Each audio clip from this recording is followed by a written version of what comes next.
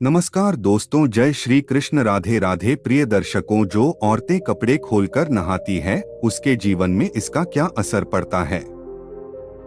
मित्रों, इस वीडियो में एक कहानी के जरिए आपको बताया जाएगा, साथ ही यह वीडियो आपको बहुत अच्छी जानकारी और सीख दे करके जाएगी। तो चलिए मित्रों, आपका कीमती समय बर्बाद ना करते हुए अब सीधे कहानी पर ही पहुंचते हैं। मित्रों, एक समय विष्णु भगवान लक्ष्मी माता के साथ हरिद्वार में घूम रहे थे। लक्ष्मी माता ने देखा कि समस्त मनुष्य गंगा में नहा नहा कर हर हर गंगे कहते चले जा रहे हैं। प्रिय दर्शकों, अगर आप यह कहानी सुन रहे हैं तो पूरा सुनिएगा, क्योंकि आधा अधूरा ज्ञान कभी किसी के लिए सही नहीं होता। इसके अलावा है माता लक्ष्मी। जो भी भक्त इस वीडियो को लाइक करें और चैनल को सब्सक्राइब करके कमेंट में जय माता लक्ष्मी लिखे, उनके घर में धन की कभी कोई कमी न रहे, उनका घर हमेशा धन से भरा रहे। दोस्तों, जब माता ने देखा कि समस्त मनुष्य गंगा में नहा नहा कर हर हर गंगे कहते चले जा रहे हैं, परंतु सभी दुखी और परेशान हैं, तब लक्ष्मी माता ने बहुत आश्चर्य से भगवान विष्णु से पूछा, गंगा में इतनी बार स्नान करने पर भी इनके पाप और दुखों का नाश क्यों नहीं हुआ? क्या गंगा में अब सत्यता नहीं रही? भगवान विष्णु ने कहा, गंगा में तो वही सामर्थ्य है, परंतु इन लोगों ने पापनाशिनी गंगा में स्नान ही नहीं किया है, फिर इन्हें लाभ कैसे हो? लक्ष्मी जी ने आश्चर्य से कहा कि स्नान कैसे नहीं किया? सभी तो नहा कर जा रहे हैं, अभी तक इनके शरीर भी नहीं सूखे हैं। भगवान विष्णु ने कहा, लोग तो केवल जल में डुबकी लगाकर आ रहे हैं। तुम्हें कल इसका रहस्य समझाऊंगा। दूसरे दिन बहुत जोर की बरसात होने लगी। गलियां कीचड़ से भर गई।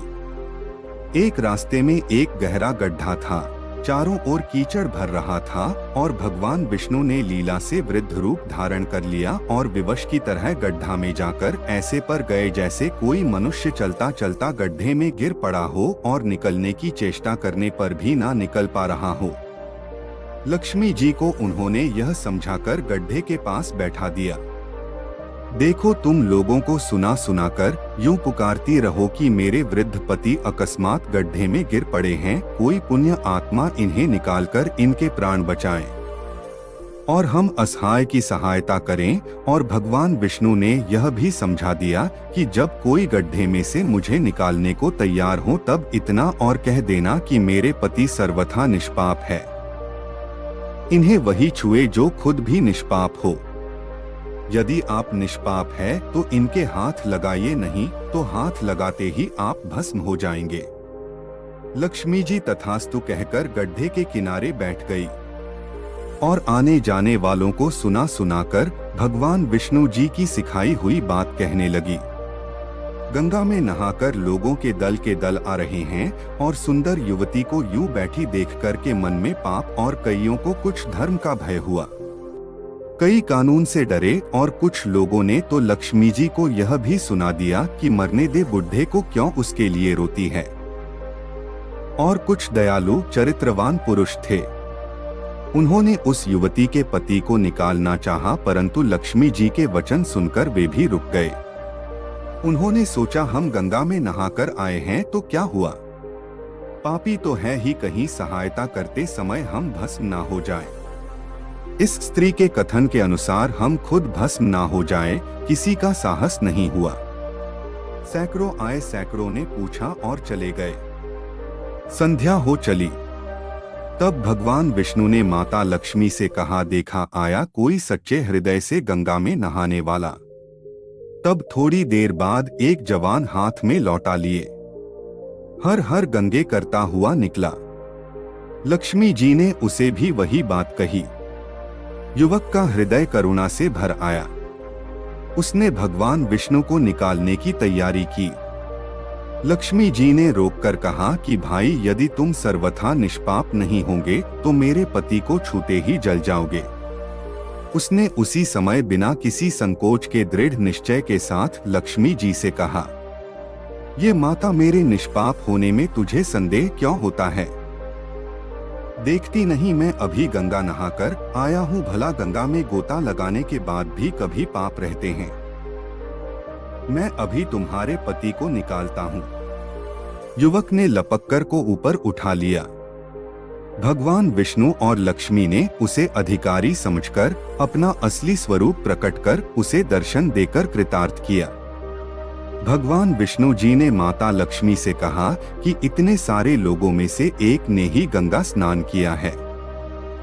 इसी दृष्टांत के अनुसार जो लोग बिना श्रद्धा और विश्वास के केवल दंभ के लिए गंगा स्नान करते हैं, उन्हें वास्तविक फल नहीं मिलता।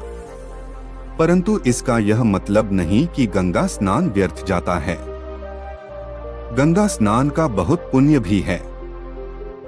इसके बाद भगवान विष्णु जी ने माता लक्ष्मी जी से कहा, अब मैं आपको वो 12 बातें बताता हूँ। जो भी मनुष्य इन 12 बातों को नहाते समय ध्यान में रखता है, वह कभी भी दुखी नहीं रहता है। उसके घर में माँ लक्ष्मी का वास होता है। उसके घर में अपार धन आता है। घर में कभी भी लड़ाई झगड़ा नहीं होते हैं। उसका पूरा परिवार हंसी खुशी जीवन व्यतीत करता है। तब माता लक्ष्मी ने कहा, हे भगवान, आप हमें यह 12 बातें बताइए।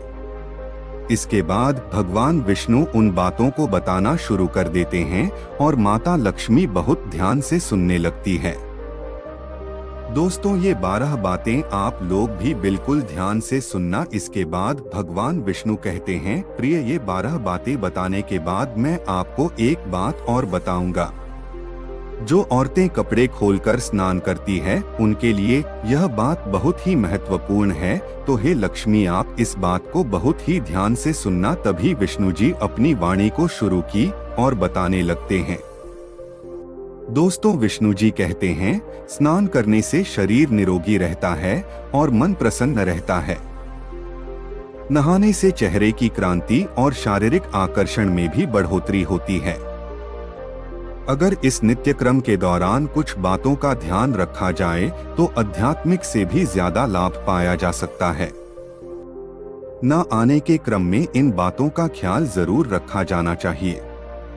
नंबर 1, स्नान करने के बाद शुद्ध होकर पूजा पाठ आदि सारे काम करने के योग्य बनते हैं।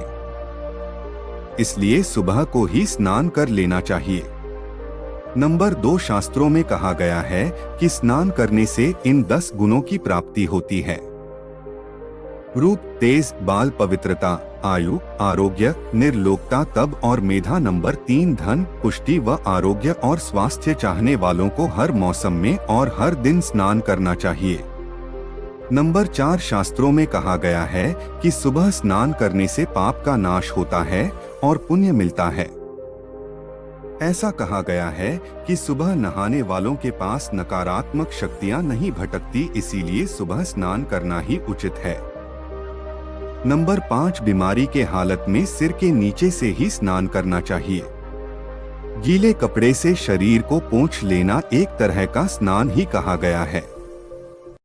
नंबर 6, सुबह की लालिमा छाने से पहले ही स्नान लेना श्रेष्ठ माना गया है।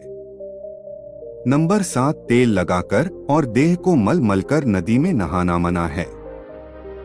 इसकी जगह नदी से बाहर निकलकर तट पर ही शरीर साफ करके तब नदी में डुबकी लगाना उचित है। नंबर 8, जिन घाटों पर कपड़े धोए जाते हैं, वहां का जल अपवित्र माना गया है। इसलिए वहां से कुछ दूर हटकर ही नहाना चाहिए।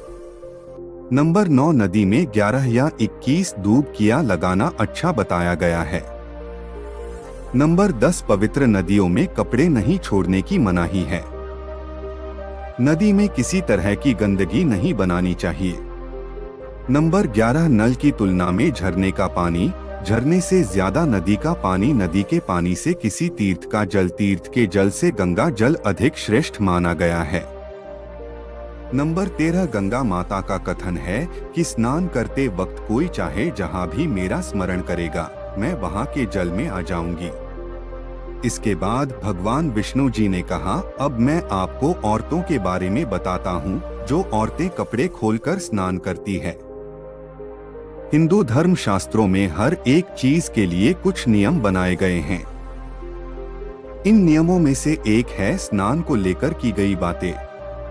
ऐसा माना जाता है कि आम व्यक्ति को शास्त्रों के नियमों का पालन जरूर करना चाहिए, जिससे उनके घर की सुख समृद्धि बनी रहती है और खुशहाली आती है। साथ में अपार धन बरसता है, माता लक्ष्मी प्रसन्न होती है। दरअसल हमारे शास्त्रों में ऐसी कई बातें लिखी गई है जिनका हम पालन सदियों से करते चले आ रहे हैं, लेकिन उसके कारणों के बारे में हमें अभी भी पूरी जानकारी नहीं है। ऐसे ही नियमों में से एक है निर्वस्त्र स्नान करना। आपने अक्सर घर के बड़ों को ऐसा कहते सुना होगा कि कभी भी स्नान बिना कपड़ों के यानी निर्वस्त्र नहीं करना चाहिए। अगर हम पौराणिक कथाओं की बात करें तो निर्वस्त्र स्नान की मनाही का एक सबसे बड़ा कारण कृष्ण जी के समय से जुड़ा है। पौराणिक कथाओं के अनुसार एक बार जब गोपिकाएं सरोवर में स्नान कर रही थी और वह निर्वस्त्र थी, उस समय बाल कृष्ण ने गोपियों के सभी वस्त्र छिपा दिए। उस समय जब कृष्ण जी ने उनके वस्त्र छिपा लिए और गोपियों ने अपने वस्त्र वापस लेने की प्रार्थना की, तब कृष्ण जी ने उन्हें समझाया कि कहीं भी बिना वस्त्र धारण किए स्नान नहीं करना चाहिए। इससे जल के देवता वरुण का अपमान होता है। इसलिए आपको निर्वस्त्र स्नान न करने की सलाह दी जाती है। अगर आप नहाते समय यह सोचते हैं कि बंद कमरे में कोई आपको नहीं देख रहा है, तो ऐसा गलत है, क्योंकि ईश्वर आपको हर स्थान पर देखते हैं और यदि आप निर्वस्त्र होकर स्नान कर रहे हैं तो यह मुख्य रूप से जल के देवता वरुण का अपमान करने जैसा होता है। निर्वस्त्र स्नान से आपको पाप लग सकता है और आर्थिक एवं शारीरिक नुकसान पहुंच सकते हैं। यदि आप निर्वस्त्र स्नान करते हैं तो आपके शरीर में नकारात्मक ऊर्जा प्रवेश करती है और आपकी मानसिकता भी नकारात्मक हो सकती है। इसीलिए हमेशा आपको यही सलाह दी जाती है कि आप नहाते समय कोई एक कपड़ा जरूर धारण करें, लेकिन बिना कपड़ों के स्नान न करें, तभी आपके लिए बेहतर होगा। निर्वस्त्र स्नान से शरीर की सकारात्मक ऊर्जा शरीर से बाहर निकल सकती है और इसका प्रभाव आपके शरीर के साथ आपके मन मस्तिष्क में भी होता है।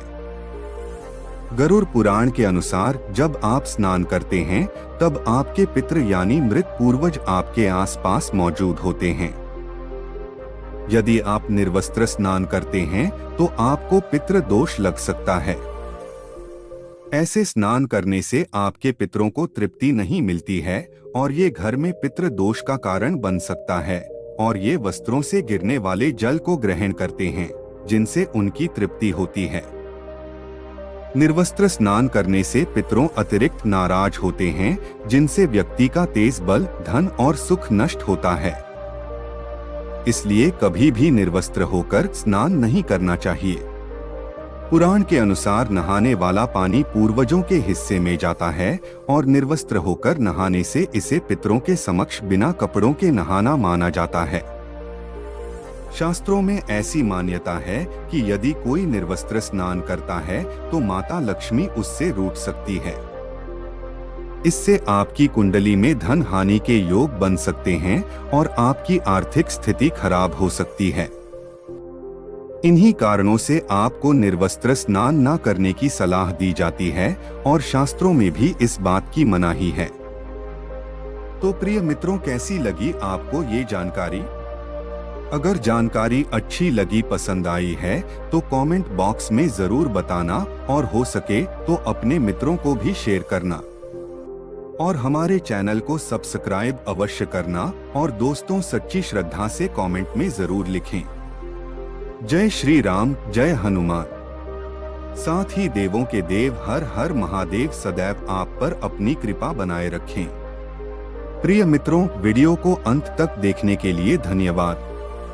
जय श्री राम।